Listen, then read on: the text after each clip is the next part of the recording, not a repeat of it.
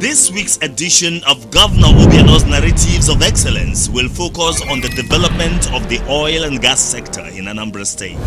As Anambra State joins the League of fully recognized oil-producing states in Nigeria, it is important to remember that this achievement did not come by chance. In fact, it is a result of several years of efforts from Governor Willie Obiano, but more importantly, Chief Willie Obiano had singled out the oil and gas sector as one of the key pillars of his economic blueprint. You know, when I came in 2014, I said that I want Anambra to be the first choice investment destination and a hub for economic and commercial activity. I also said in my mission, we want to create a socially stable, business-friendly environment where indigenous and non-indigenous alike will have opportunity for wealth creation.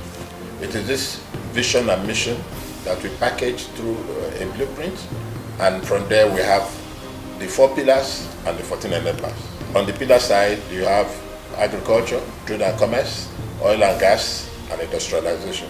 Right from the onset, oil and gas was a pillar in my overall concepts.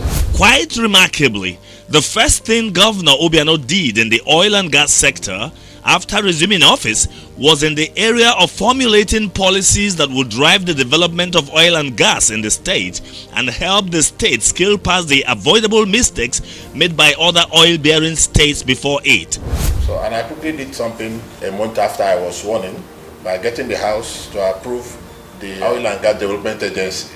We also quickly followed with an Oil and Gas Advisory Board, earlier being headed by late engineer Eboga, and they went to work.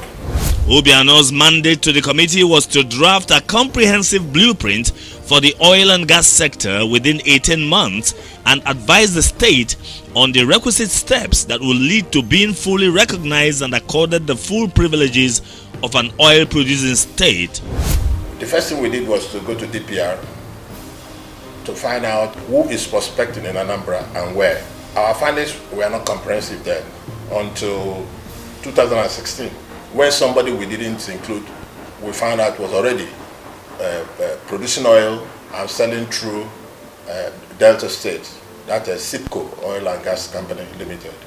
So we went full blast on SIPCO for such an act. A lot of pressure, we mounted a lot of pressure on SIPCO.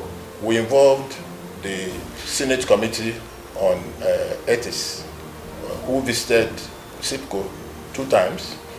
They invited us and SIPCO to appear before the Senate. We did. There were all kinds of pressure we mounted, you know, and we followed this things with letters to the Minister of Petroleum Resources and Water Bill. Indeed, Governor Willie Obiano has never rested on his oars to ensure that Anambra State comes into the fullness of the glory of our natural endowments.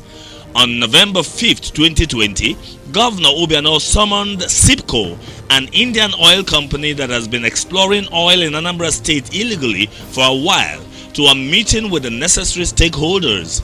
The meeting, which took place at Golden Tulip Aguli Lake Hotel, Agolo, sought to encourage SIPCO to legitimize its exploratory activities in the upstream sector in the state. At the execution of this project we're here today, it was observed the SIPCO did not obtain all the required regulatory permits before ever embarking on drilling at the site.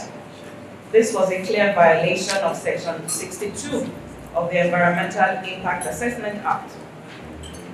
Consequent upon this, a stop work order dated the 6th of July 2020 was issued by the Ministry of Environment to SIPCO on the legal activities. But beyond the stop work order, I want to state clearly here today that my ministry shall ensure that the full extent of the law is brought to bear on any erring party.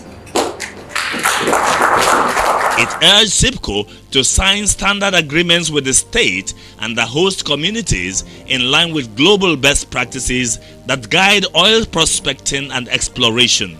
Before that meeting, some indigents of some oil-bearing communities were at each other's throats over the sharing of the compensations that trickled down from the oil mining company, which were poorly distributed amongst them. But the stakeholders meeting restored normalcy and paved way for the push for a proper recognition of the state as an oil-producing state by the presidency. We wrote the presidency when I was very sure of our facts. We now wrote the presidency and said, we have the following oil companies prospecting oil in our state, and these are their wells. Trust the president, he set up a team to investigate our claim. And when he found out that our claim was legit, he approved that we become an oil and gas producing state, and that culminated to the letter that was signed on his behalf by the Chief of Staff. The stage we are in now is that the Oil and Gas Advisory Committee, are working with DPR to ascertain the quantum of oil already produced by these companies and sold. But perhaps the most important thing Governor Obiano did after he was sworn in was to flag off the construction of the 280 meters Aguleri-Otu bridge across the Omambala River to the oil field in Aguleri-Otu, which before now could only be accessed through neighboring towns in Enugu State. Governor Obiano also constructed the Umueje Bridge on the southern flank. These two bridges have opened up the oil-rich communities of Anambra East and boosted agricultural production in the area. After all this pressure, we were able to be listed as oil and gas producing. My administration will not benefit much from it because I'm already on my way out, but if you put this in side by side with landmark things that we have done, the airport project, which will soon be commissioned, at the back of being an oil and gas producing state, and of course the International Conference Center, the Golden Tulip Hotel, the Onitsha Shopping Mall. These are legacy projects of this administration that people will remember me for long after I've gone. So I'm very happy, I'm very delighted that we are now an oil producing state.